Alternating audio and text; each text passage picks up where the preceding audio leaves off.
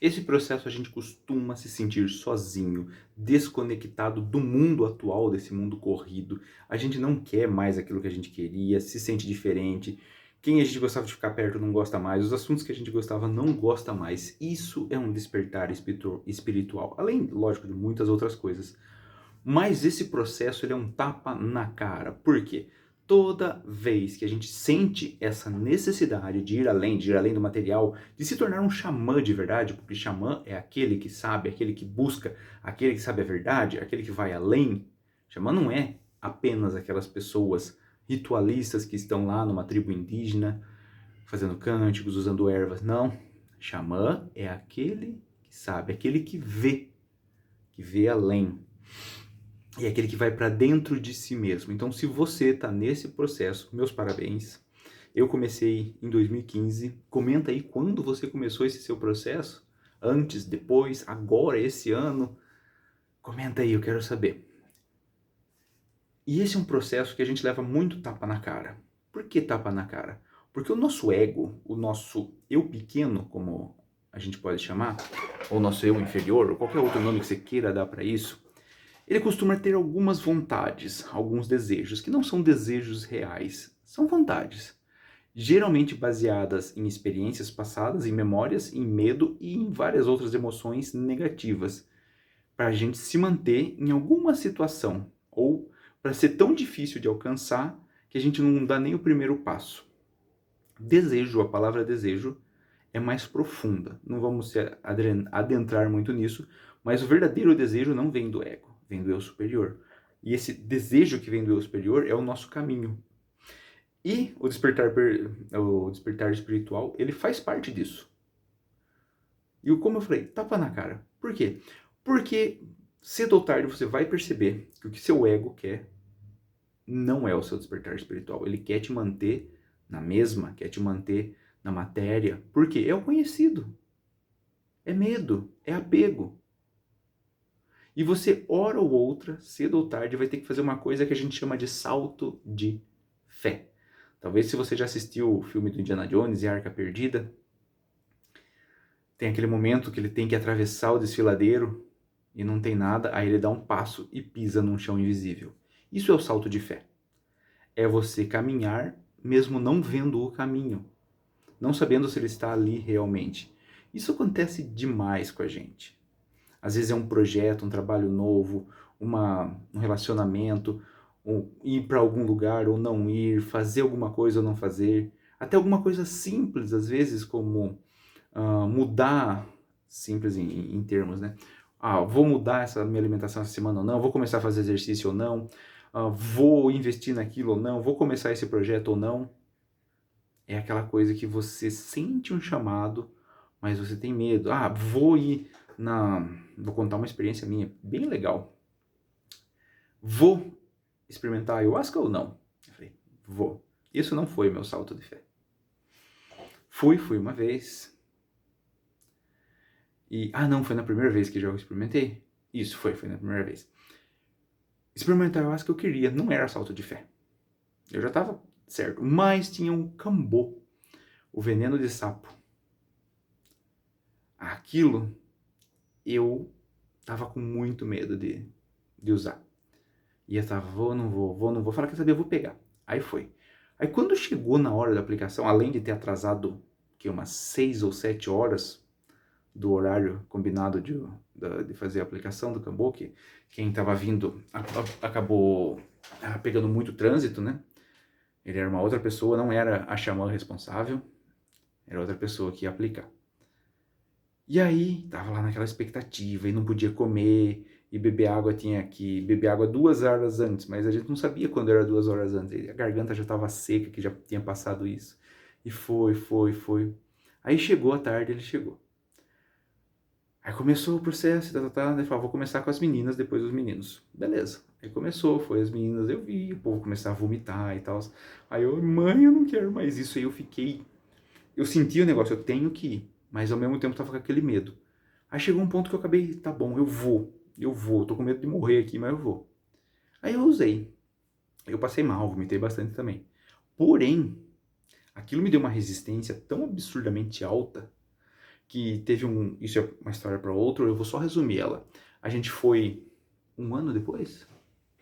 Acho que um ano depois, no sítio de uma amiga, e aí nós saímos no mato e comemos cogumelo. Foi eu, minha esposa, a gente nem era casado na época ainda, mas aí tinha essa amiga dona do sítio, mais uns outros amigos que foram também, e todo mundo, exceto minha esposa e mais uma moça, comeu cogumelo. Eu comi também. E era cogumelo venenoso. E todo mundo passou mal. Eu não senti nada. Nada, nada, nada. Nenhuma coisa ruim do cogumelo, nada me passou. Eu ajudei a cuidar de quem estava passando mal, junto com a minha esposa e com a outra amiga nossa que não comeram. Mas eu comi um bocadão. Eu até falei, ó, se vocês vão passar mal, eu vou passar mal junto com vocês. Ideia idiota, mas enfim. Eu não passei mal. Ou seja, eu dei um salto de fé e aceitei usar o Cambô. E os benefícios que ele me trouxe foram gigantescos. E aconteceu isso também com trabalho, pegar um trabalho novo, com vários caminhos, com criar meu curso de Reiki pela primeira vez. Porque eu não sabia o que ia dar, eu não sabia se eu ia conseguir, eu tinha medo de não conseguir, mas eu sentia aquele chamado. Aí eu fui e foi muito bom. Encheu de gente, na primeira turma deu 250 alunos, mais até. Aí depois, mais pra frente, tive uma turma com 1.000 alunos, 1.200 na verdade. E então, ó, deu bom. Aí teve um momento que eu estudei para fazer jogos, né? E eu tava sem fazer jogos faz muito tempo, muitos anos, e eu sentia um chamado para voltar a fazer. Falei, quer saber, eu vou. E aí deu certo, porque eu consegui entrar numa empresa que estava fazendo um jogo que queria ensinar meditação no jogo e tudo mais. E, nossa, foi maravilhoso.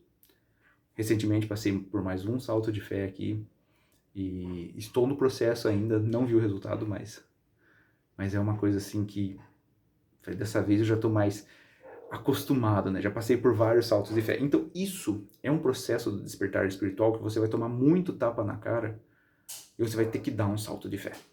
Você vai ter que ir naquilo que você sente no seu coração. Porque se você não for, vai doer, e vai doer, e vai doer mais, e vai doer mais, até o momento que você não aguenta mais aquilo e você explode e acontece alguma coisa, ou você fica doente, enfim, vai acontecer alguma coisa para te fazer perceber que você tem que ir naquela direção.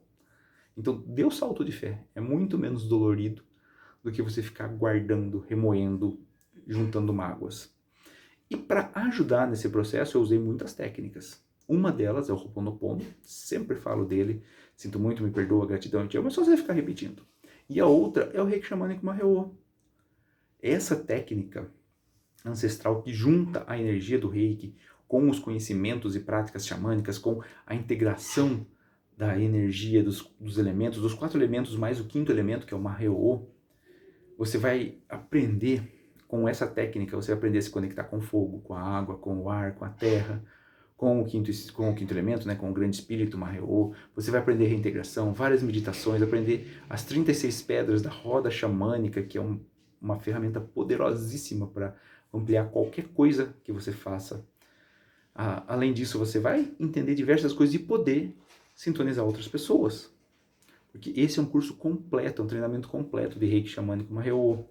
Se você tem interesse de acelerar o seu processo com essa ferramenta maravilhosa, tem aqui na descrição e no comentário fixado o link para esse treinamento. Recomendo, é o melhor treinamento de Reiki Xamânico Mahyo do mundo, do universo. Eu tenho certeza, eu fiz com muito carinho, foi canalizado, muita coisa que tem lá foi canalizada. Foi no momento que eu estava mais conectado com essa essência do xamanismo, foi também um pouco depois do processo da ayahuasca. Então foi aquele momento, sabe? O curso foi feito naquele momento que precisava ser feito. Esse treinamento é um treinamento completo. Vá lá e faça, que você não vai se arrepender. E é isso. Quando você sentir que o seu caminho está numa encruzilhada, dolorida pra caramba a encruzilhada, você fala, nossa, as duas coisas são boas. Se eu seguir por esse caminho, é um caminho mais certo, tudo bem. Se eu seguir por aquele outro, eu estou seguindo o meu coração. E a minha dica é, segue o seu coração. Não deixa o ego dominar.